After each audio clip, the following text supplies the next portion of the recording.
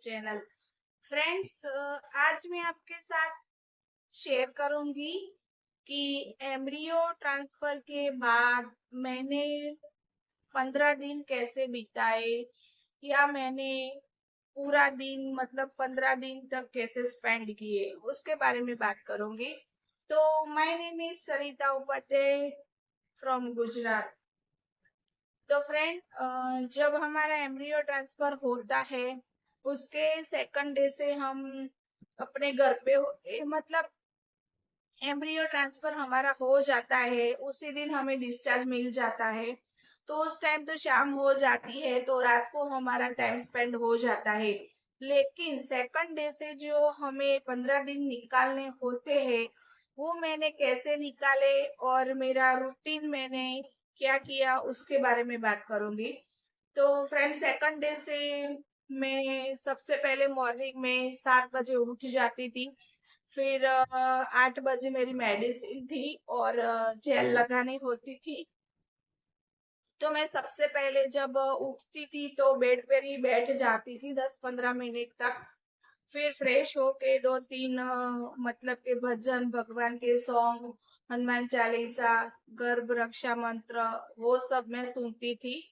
उसके बाद फिर मैं कॉफी, चाय, मिल्क जो लेती थी वो ले लेती थी, नाश्ता करती थी। उसके बाद मेरी 8 बजे की गोली थी, वो लेती थी। फिर उसके बाद मेरा जो जेल लगाना था वो था।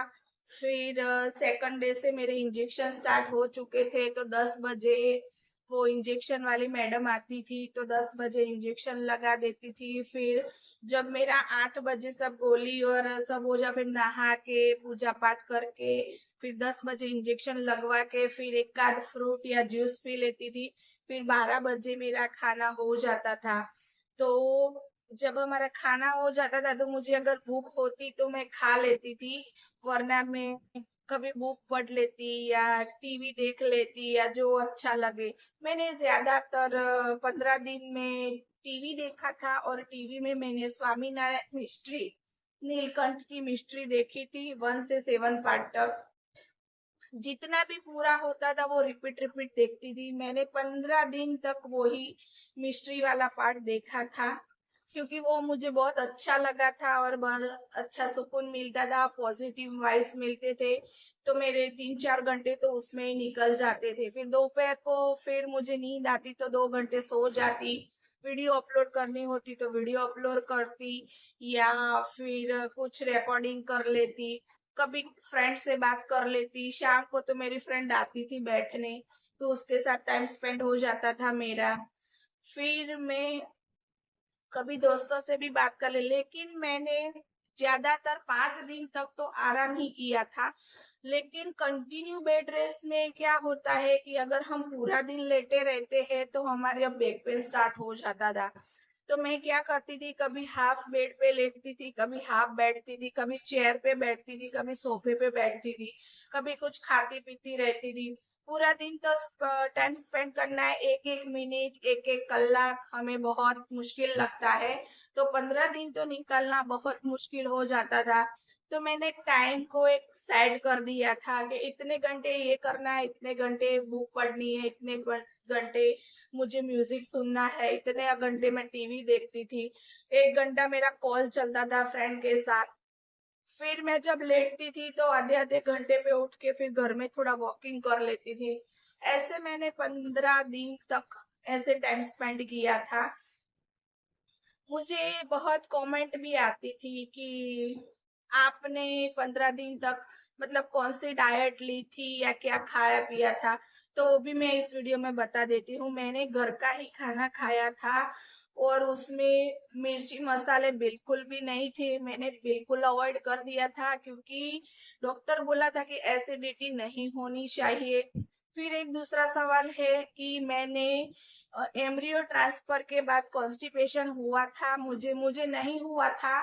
क्योंकि अगर कॉन्स्टिपेशन होता है तो उसकी जो सिरप होती है मुझे 2 टाइम लेना था, सुबह और शाम, तो वो मैं लेती रहती थी। एम्ब्रियो ट्रांसफर के बाद हमें पानी बहुत पीना है, 1-1 घंटे, 2-2 घंटे, आधे-आधे घंटे, जितनी कैपेसिटी है उतना पानी पीना है, क्योंकि बहुत सारे हॉर्मोन्स की दवाई चलती है, तो हमें पानी पीना जरूरी हो जाता है। तो इस तरह मैंने एम्ब्रियो ट्रांसफर के बाद अपना टाइम स्पेंड किया था 15 दिन तक। और एक कमेंट आई थी मुझे कि क्या आप मतलब कि एम्ब्रियो ट्रांसफर के बाद हम वेस्टर्न या इंडियन टॉयलेट यूज कर सकते हैं। फ्रेंड्स, मैंने वेस्टर्न टॉयलेट यूज किया है, क्योंकि मेरे घर में वेस्टर्न टॉयलेट है, इंडियन नहीं है।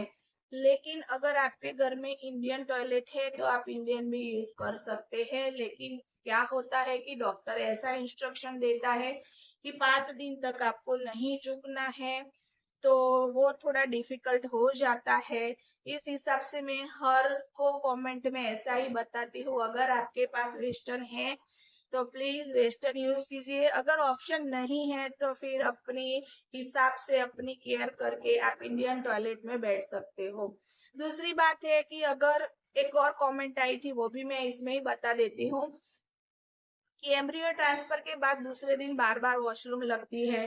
पानी पीते हैं तो जाहिर सी बात है वॉशरूम लगेगी। तो वॉशरूम लगती है तो कोई प्रॉब्लम नहीं है, प्रेशर से लगती है तो भी कोई प्रॉब्लम नहीं है, टॉयलेट भी प्रेशर से आती है तो भी कोई प्रॉब्लम नहीं है। क्योंकि मैं पहले भी वीडियो में एक बार बता चुकी हूँ कि हमारा जो बच्चा होता है वो अलग चीज है, और हमारा जो टॉयलेट और वॉशरूम होता है वो एक अलग पार्ट है, दोनों का कोई कनेक्शन ही नहीं है।